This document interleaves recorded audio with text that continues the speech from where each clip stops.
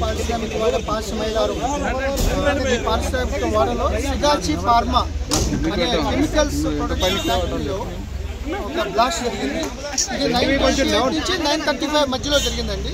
ఇమీడియట్గా 10 మినిట్స్ దూరంలో ఉన్న పోలీస్ స్టేషన్కి ఏసీపీ ఆఫీస్కి చెప్పడం జరిగింది. వాళ్ళు ఫైర్ని వీళ్ళందరూ within 20 minutes NDRF, SDRF, DDRF ఇంచుమించు 10 ఫైర్ ఇంజన్లు, రెవెన్యూ, పోలీసు, స్టేట్ సంబంధించిన బలగాలందరూ కూడా ఇక్కడ రావడం జరిగింది. ఇప్పుడు వరకు 6 స్పాట్లో డెడ్ బాడీని ఫైండ్ అవుట్ చేయడం జరిగింది. 6 డెడ్ బాడీలు. అట్లాగే హాస్పిటల్ ప్రణవ్ హాస్పిటల్ చందానగర్లో 2 వైల్ అండర్ గోయింగ్ ట్రీట్మెంట్ 2 చనిపోయారు. So 8 members confirmed. So 26 members injured అయ్యారు. దాంట్లో కూడా 2-3 చాలా సీరియస్గా ఉన్నారు. సో వాళ్ళు ఇమీడియట్గా మెడికల్ టీం కానీ అంబులెన్స్లు కానీ ప్రభుత్వ పరంగా ఇమీడియట్గా వాళ్ళ మీద అన్ని జాగ్రత్తలు తీసుకుంటున్నారు. మొత్తం ఎంటైర్ అడ్మినిస్ట్రేషన్ ఇక్కడే ఉంది. యాక్చువల్గా 150 మంది చెప్తున్నారు, బట్ ఆ ఏరియాలో 90 మంది చెప్తున్నారు. బట్ ఇప్పుడు వరకు 8 డెడ్ బాడీస్, 26 మంది ఇంజర్డ్.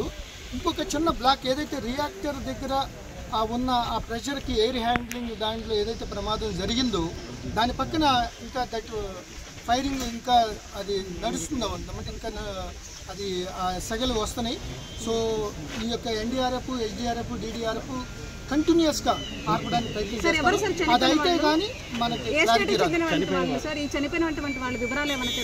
అవన్నీ కూడా వెరిఫై చేస్తారండి కంపెనీ వాళ్ళు, రెవెన్యూ ఆఫీషియల్స్, కలెక్టర్ గారు, ఎస్పీ గారు. చెప్పిన దాని ప్రకారమే 150 మంది పనిచేసాక 90 మంది ఉన్నారని చెప్పారు. ఇప్పుడు 14 మంది క్షతగాత్రులు, 26 మంది క్షతగాత్రులు.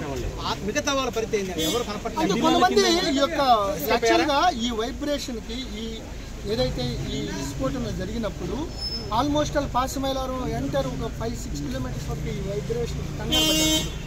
సో దానికి చాలామంది పక్క నుంచి పారిపోయారు.